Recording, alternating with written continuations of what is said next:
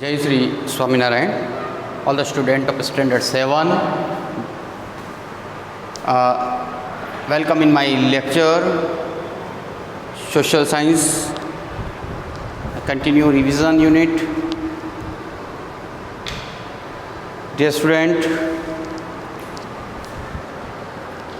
I have discussed many questions in a revision unit.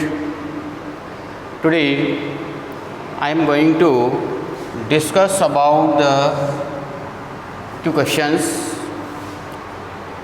difference between today's university and Nalanda Vidyapit, and second question, characteristics of the Rajput men and women.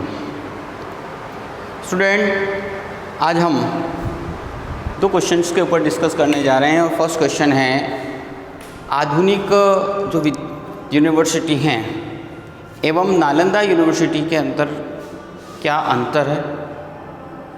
फिर इसके बाद में Rajput main और women के विशेषताओं के बारे में हम पढ़ेंगे। तो यहाँ शॉर्ट में आपको लिखा है, मैं डिटेल में इसका एक्सप्लेन करूँगा कि what is the difference between today's university and Nalanda university. आज की आधुनिक यूनिवर्सिटी, आज की यूनिवर्सिटी जो है और इसके बाद में नालंदा यूनिवर्सिटी में क्या अंतर है। तो देखिए, first point is that no entrance test is mandatory in present education system. No entrance test is mandatory in the present education system. देखो, आज के प्रेजेंट एजुकेशन सिस्टम के अंदर एंट्रेंस टेस्ट कंपलसरी नहीं है। कुछ स्कूलों में होता है, कुछ यूनिवर्सिटी में, बाकी लगभग approximately there is no any entrance test. But अब जबकि नालंदा यूनिवर्सिटी में क्या था, there was a compulsory entrance test for entrance aspiration in the vidyapeeth. इस विद्यापीठ के अंदर, ठीक है, यहाँ जो विद्यापीठ था, इस विद्यापीठ के अंदर टेस्ट होता था और स्पेशली जो भी इसकी ब्रांचेस में जाना होता था उससे रिलेटेड। तो पहला डिफरेंस क्या हुआ, या मैंडेटरी था, compulsory, that not a compulsory, जिसको यहाँ कंपल्सरी था, कहाँ पे, नालंदा यूनिवर्सिटी के अंदर।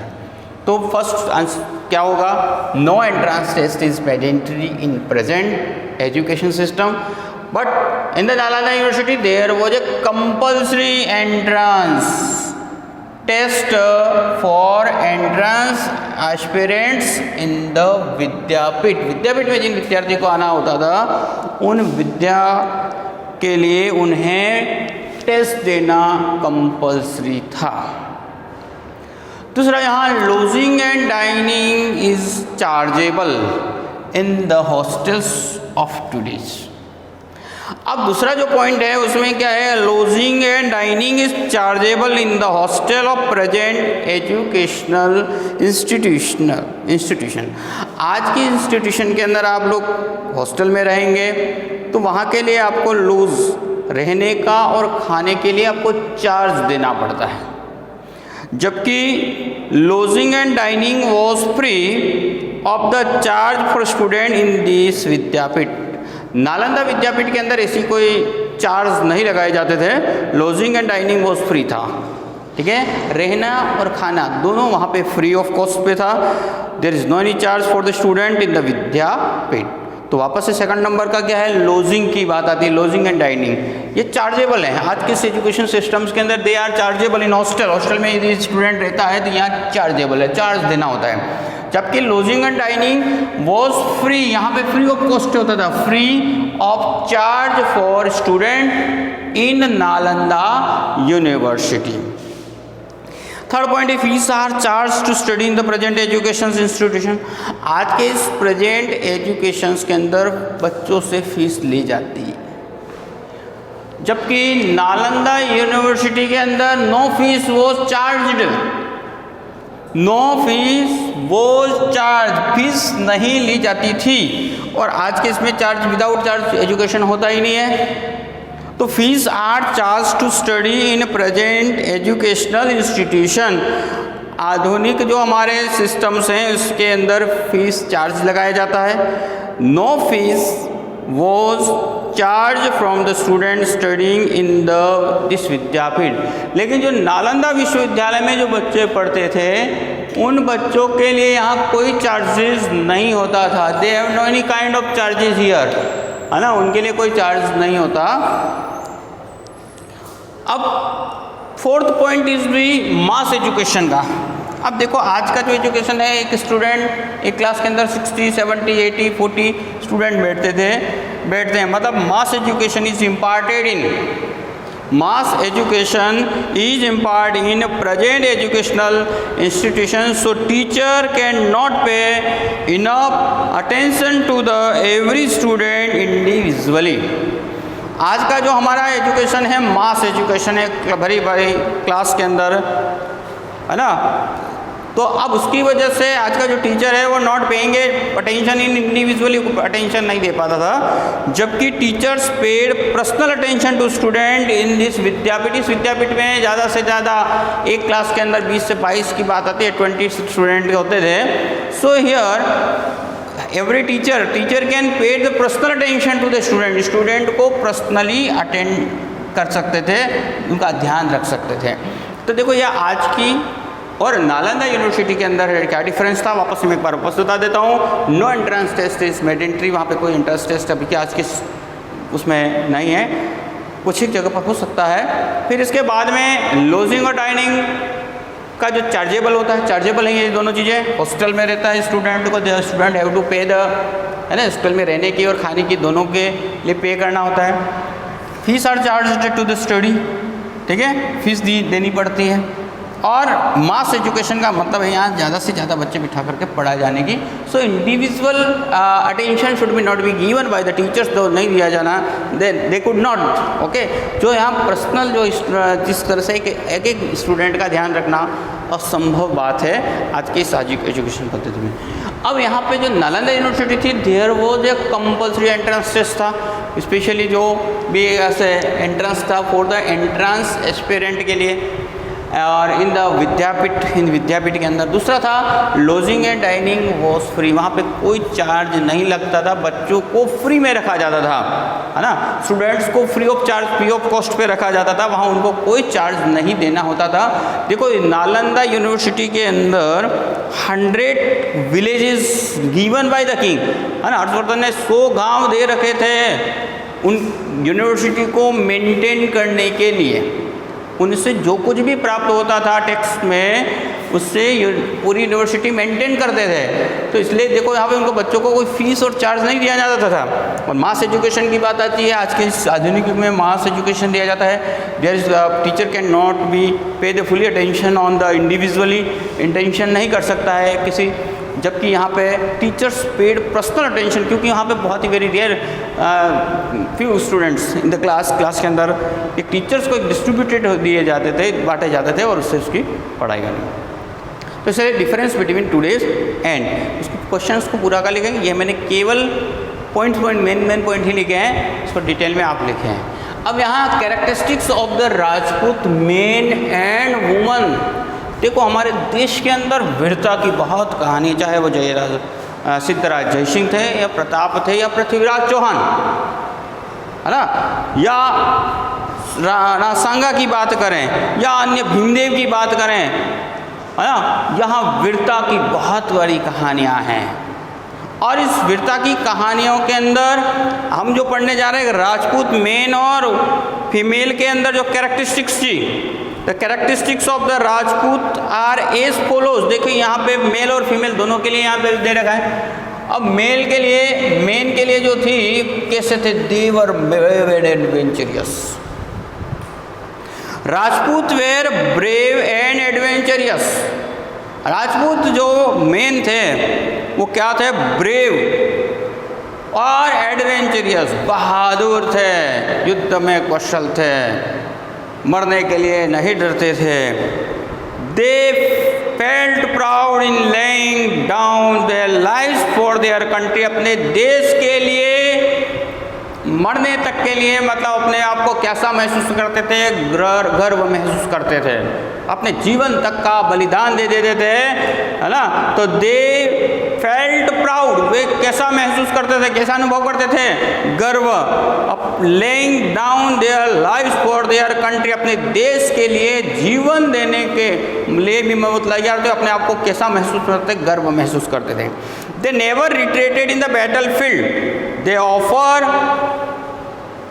offered the desperate fight in the saffron cloths and from to the field। अब देखिए ये जो कभी हार पीछे नहीं मुड़ते थे, वो हमेशा लड़ते रहते थे, और मतलब या तो वो जीत करके आते थे या फिर शहादत, है ना, मतलब कहने का मतलब तिरंगा भगवा के अंदर वो लिपट करके आते, केसरी सेफ्रॉन में मतलब कपड़े के अंदर बांध करके आते थे। दे एम्ब्रेस्ड डेथ, मतलब अपनी मृत्यु को भी ऑफर करते थे, या तो जीत के, लेकिन कभी हार के मुड़ के नहीं आते थे। मतलब उनकी जो जीवन था अंत तक, जीवन की हर बूंद मतलब उनकी बूंद अंत तक वो लड़ते थे, कभी डर के रिट्रेट नहीं होते थे, वापस घूमते नहीं थे, है ना। They never retreat in the battle field, they offered desperated fight in saffron clothes, they embraced death, मतलब कहने का मतलब था। And if they lost hope for winning in the battle field, यदि बैटल फील्ड में वो हार जाते थे या हारने की अवस्था में होते थे तो अपने जीवन का भी बलिदान दे देते थे। They protected their refugee at any cost, अगर उनकी कोई शरण में व्यक्ति आता था, कोई रिफ्यूजी होता था, उसको सुरक्षा देने की गारंटी देते अंत तक, है ना। प्रोटेक्टेड दे रिफ्यूजी एनी कॉस्ट पे अपने जीवन तक का बलिदान दे देते थे अपने रिफ्यूजी, अपने शरणार्थी की सुरक्षा के लिए। They were man of word, they off man of word का मतलब शब्द, है ना, जैसे रघुकुल रीत सदा चली आई, प्राण जाए पर वचन न जाए, वचन के बड़े, उन्होंने जो वचन दिया उसे पूरा करते थे। They were very ready to fight the truth, सत्य के लिए लड़ते थे। They are unyielding nature of self respect और ट्रुथफुल, वो हमेशा कैसे थे, सत्य के साथ और सेल्फ रेस्पेक्ट की बात होती है, आत्मसम्मान की बात की थी, वो आत्मसम्मान के लिए लड़ते थे। तो देखिए ये राजपूत मेन की विशेषताएं थी। तो पहला जो हमारा जो हमने पॉइंट लिखा है उसमें किस तरह का है, ध्यान दें। तो first point is they were brave and adventurous थे, they proud of laying down their lives for their life, अपने जीवन बलिदान कर देते थे अपने देश के लिए, अपने जीवन के लिए बलिदान दे देते थे। They laying down their lives for their country, है ना, देयर कंट्री, अपनी कंट्री के लिए, है ना, अपनी कंट्री के लिए अपने जीवन तक का बलिदान दे देते थे। Never retreat from to the battle field, कभी बैटल फील्ड से लौटते नहीं थे। मान लो डिप्रेटेड हो जाते थे, उनकी हार भी हो जाती थी, तो कहने का हार का मतलब वो अंतिम क्षणों तक लड़ते थे अपने देश के लिए, लेकिन पीछे नहीं हटते थे, मतलब नेवर रिट्रीट, कभी भी पीछे नहीं हटते थे, हमेशा लड़ते, अंत तक लड़ते थे, जब तक उनकी भुजाओं में, मतलब जीत हार का वो नहीं, अंत तक लड़ते थे, हार की वजह से पीछे नहीं मुड़ते। एनी रिफ्यूजी यानी कॉस्ट पर आने वाला कोई भी रिफ्यूजी यानी कॉस्ट पे उनकी सुरक्षा करते थे। And they were the man of the word, man of word का मतलब एक बार उन्होंने जो बोला वही क्या करते थे, नेचर ऑफ सेल्फ रेस्पेक्ट थे, और ट्रुथ, और they ready to fight for truth, और सत्य के लिए हमेशा लड़ते थे।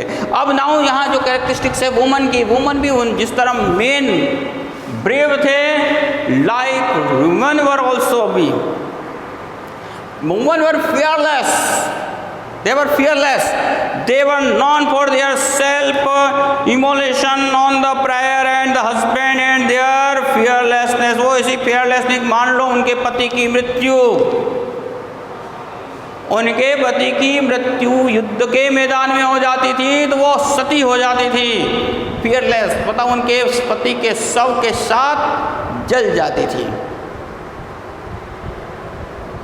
मतलब यहाँ ये कहने का मतलब ये है कि देखो उनको सेल्फ रेस्पेक्ट था, सेल्फ इमोशंस थे, कि देयर हस्बैंड्स प्रायर फियरलेसनेस, बिना डर के वो अपने पति के साथ जिंदा जल जाते थी, ऐसी फियरलेस और ब्रेव लेडीज थी। they gave send off their husbands, sons and brothers smiling to the battlefield। अपने बेटे को, अपने पति को और अपने भाइयों को वे लोग बैटलफील्ड में बिना डर के, बिना झिझक के भेजती थी। They send to their husband, वो अपने हस्बैंड को, अपने पुत्रों को, अपने ब्रदर्स को स्माइलिंग, हंसते हुए, है ना, जब भी बैटलफील्ड में भेजती थी तो वो हमेशा स्माइलिंग फेस से, है ना, युद्ध में कोई रोते हुए नहीं, मतलब स्माइलिंग फेस से भेजती थी, हमेशा ब्रेव थी। अगर इन यानी क्रिटिकल कंडीशन, मान लो कंट्री के ऊपर, ऐसी कोई स्टेट के ऊपर क्रिटिकल कंडीशन होती, वो खुद लड़ने के लिए चली जाती थी। In a critical condition they also wore the weapon, वो भी हथियार पहनती थी। And went to battlefields for fighting, और फाइटिंग के लिए वो बैटलफील्ड में चली जाती थी। They perform self-immolation of prayer to their husband in case of their husband met with the death and while fighting in the battlefield। मान लो उसके पति की जो मृत्यु हो जाती थी बैटलफील्ड के अंदर, तो वो बड़े गर्व के साथ अपने सीने से लगाकर अपनी गोद में उसका जिंदा चीता में जल जाती थी। If the wives of Rajput feared they would be caught by enemy, they performed जोहर। मान लो किसी कारणवश पति मान लो कैप्चर हो जाता था, तो ऐसी परिस्थिति में वो लोग अपना जोहर कर देते थे, है ना। यहाँ जो आपको एक स्टोरी जो है राव रत्न,